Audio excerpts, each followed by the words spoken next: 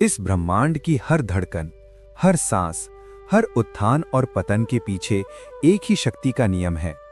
एक ऐसा सनातन सत्य जो समय के आरंभ से अब तक और समय के अंत के बाद भी अस्तित्व में रहेगा। आज हम उसी परम सत्ता की गहराइयों में उतरेंगे, लेकिन सावधान रहिए, क्योंकि आज का ये सफर आपकी सोच को पूरी तरह बदल कर रख देगा। और इस यात्रा के अंत में मैं आपको एक ऐसा वाक्य बताऊंगा जिसे सुनकर आपकी आत्मा तक कंपन हो उठेगी।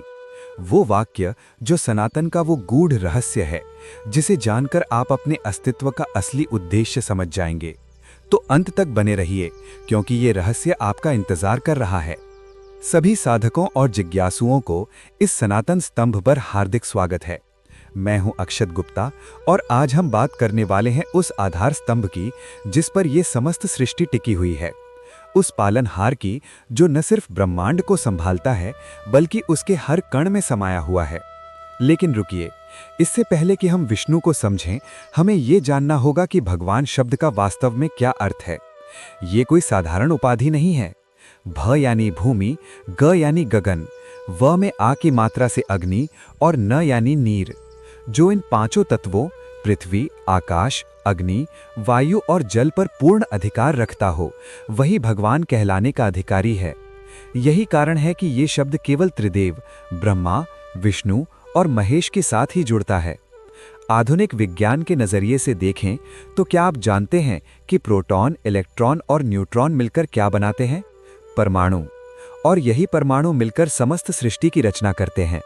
ठीक उसी प्रकार सृष्टि के निर्माता ब्रह्मा, पालनहार विष्णु और संहारक महेश मिलकर इस समस्त अस्तित्व के ताने बाने को बुनते हैं।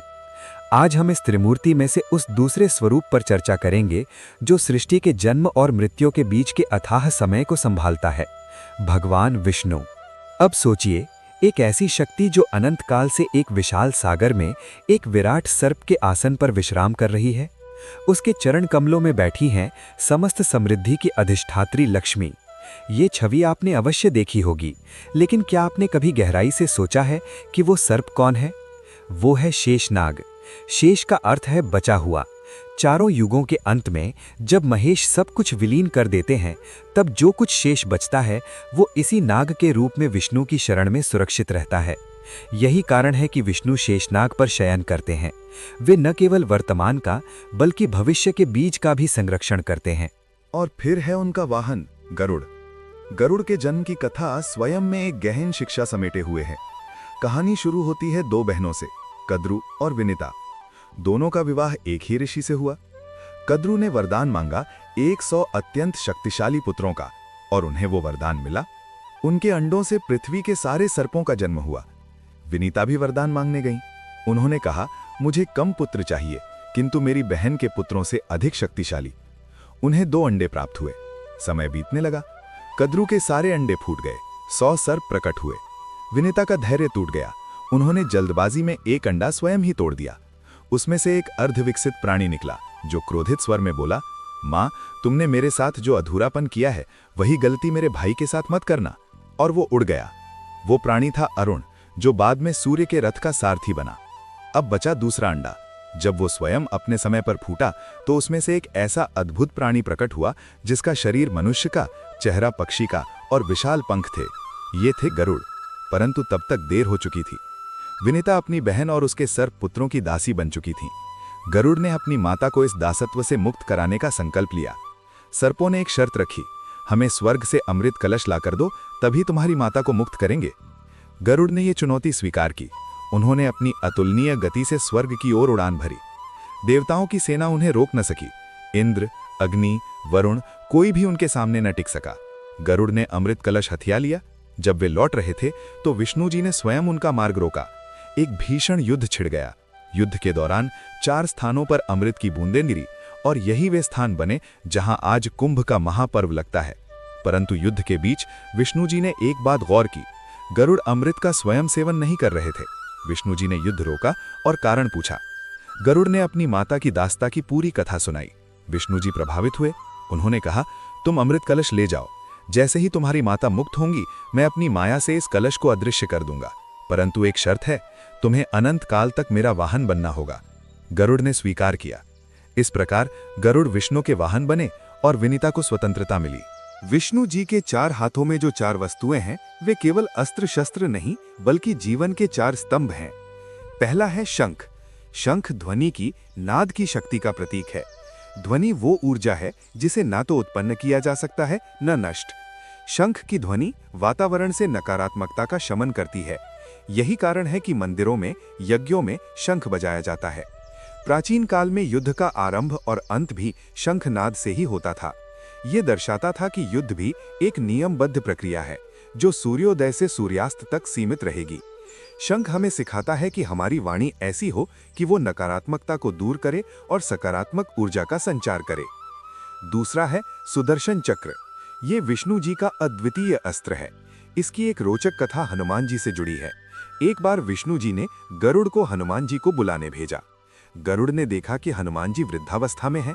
उन्होंने कहा, आप चलने में कष्ट न उठाएं, मैं आपको ले चलता हूं। हनुमान जी मुस्कुराए और बोले, आप चलिए, मैं पहुंच जाऊंगा। गरुड़ अपनी गति पर अभिमान करते हुए वापस विष्णु जी के पास पहुंचे तो देखते क्या है, हनुमान जी पहले से ही वहां विराजमान हैं। गरुड़ आश्चर्यचकित रह गए। उनके मन में प्रश्न उठा, ये मेरे पहले कैसे पहुंच गए? और सबसे बड़ी बात, सुदर्शन चक्र ने इन्हें रोका क्यों नहीं? तब हनुमान जी ने मुख खोला और उनके मुख के भीतर सुदर्शन चक्र विद्यमान था। हनुमान जी ने सुदर्शन चक्र को ही अपने अंदर धारण कर लिया था। इससे गरुड़ के गति के अहंकार और सुदर्शन चक्र के शक्ति के अहंकार दोनों का ही भंजन हुआ। तीसरा है गदा। ये शक्ति, न्याय और दृढ़ संकल्प का प्रतीक है। त्रेता युग में जब शेषनाग ने लक्ष्मण के रूप में जन्म लिया तो वे राम के अनुज थे। जब वे वापस विष्णु लोक पहुंचे तो उन्होंने नाराजगी जताई कि आपने हमेशा मुझे छोटा भाई बनाया। विष्णु जी मुस्कुराए और कहा, अगले बार तुम बड़े भाई बनोगे। और फिर द्वापर युग में शेषनाग ने बलराम के रूप में जन्म लिया, जो कृष्ण के बड़े भाई और समस्त युग के सर्वश्रेष्ठ गदाधारी बने। महाभारत के अंत में भीम और दुर्योधन के बीच हुए गदा युद्ध के गुरु स्वयं बलराम ही थे। चौथा है कमल। कमल कीचड़ में खिलकर भी निर्मल रहता है। ये हमें सिखाता है कि हमारा जन्म या वर्तमान परिस्थितियां हमारी नियति नहीं है। हम कीचड़ में रहकर भी कमल के समान पवित्र बन सकते हैं और दिव्यता को प्राप्त कर सकते हैं। अब हम बात करते हैं विष्णु के दशावतार की। ये केवल 10 कथाएं नहीं बल्कि सृष्टि के विकास और मानव चेतना के उत्थान की 10 महान शिक्षाएं हैं। मत्स्य अवतार। जीवन की शुरुआत जल से हुई, ये आधुनिक विज्ञान भी मानता है। ये अवतार हमें सिखाता है कि ज्ञान, वेद, विवेक, सप्तऋषि और जीवन के बीजों का संरक्षण ही सभ्यता को बचाए रखता है। विपदा के समय सत्य और ज्ञान की नाव ही हमें पार लगाती है। कूर्म अवतार। समुद्र मंथन की कथा।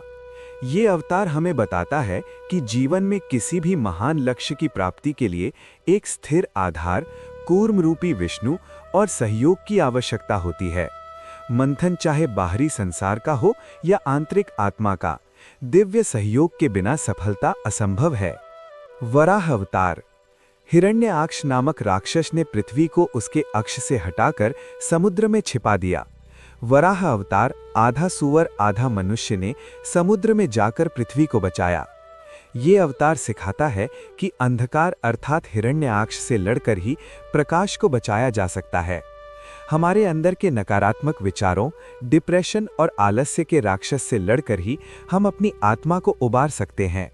नृसिंह अवतार। ये शायद सबसे रहस्यमय अवतार है। हिरण्यकश्यपु ने वरदान पाया था कि उसे न देव मार सकते हैं, न मनुष्य, न पशु, न पक्षी, न वो घर के भीतर मरेगा न बाहर, न दिन न रात, न अस्त्र से न शस्त्र से। उसने अपने पुत्र प्रहलाद को मारने का प्रयास किया, तब विष्णु नृसिंह के रूप में प्रकट हुए। न मनुष्य न पशु। उन्होंने हिरण्यकश्यपु को महल की देहली, न घर के भीतर न बाहर, संध्या के समय, न दिन न रात, अपने नखों, न अस्त्र न शस्त्र से विदीर्ण कर दिया। ये अवतार सिखाता है कि जब अधर्म नियमों के घेरे में बंद हो जाए तो धर्म को नियमों से ऊपर उठकर भी कार्य करना पड़ता है। वामन अवतार। राजा बलि एक दानवीर असुर राजा थे जिन्होंने तपस्या से तीनों लोकों पर अधिकार कर लिया। वामन अवतार एक बौने ब्राह्मण के रूप में उनके यज्ञ में पहुंचे और 3 पग भूमि दान में मांगी। राजा बलि ने स्वीकार कर लिया। तब वामन ने विराट रूप धारण किया। 2 पग में उन्होंने समस्त लोकों को नाप लिया। तीसरा पग रखने के लिए कुछ न बचा। तब राजा बलि ने अपना शीश अर्पित कर दिया। विष्णु प्रसन्न हुए और उन्हें पाताल लोक का स्वामी बना दिया। ये अवतार सिखाता है कि बुद्धिमता और कूटनीति से बिना युद्ध के भी अहंकारी शक्ति को परास्त किया जा सकता है। 6. परशुराम अवतार। ये अवतार हमें सिखाता है कि शांति प्रिय होना कायरता नहीं है, किंतु जब धर्म और न्याय का गला घोंटा जाए तो क्षत्रियत्व यानी संघर्ष की भावना जागृत करना आवश्यक है। परशुराम ने अपने पिता की हत्या का प्रतिशोध लेते हुए धरती को 21 बार क्षत्रिय विहीन किया। वे शिव के परम भक्त थे और उन्होंने ही वो पिनाक धनुष राजा जनक को दिया था, जिसे बाद में भगवान राम ने तोड़ा था। 7. श्री राम अवतार। मर्यादा पुरुषोत्तम राम। ये अवतार हमें जीवन के हर भूमिका में आदर्श रहना सिखाता है। आदर्श पुत्र, आदर्श भाई, आदर्श पति, आदर्श राजा। राम ने सिखाया कि व्यक्तिगत सुखों का त्याग करके भी धर्म और कर्तव्य का पालन किया जा सकता है। उनका जीवन स्वयं में एक संपूर्ण दर्शन है। 8. कृष्ण अवतार। समय बदल गया, दुश्मन और नियम बदल गए, इसलिए विष्णु ने इस बार राम का नहीं कृष्ण का रूप धारण किया। कृष्ण ने सिखाया कि जब शत्रु मर्यादा में न बंधे तो साम दाम दंड भेद हर उपाय अपनाना पड़ता है।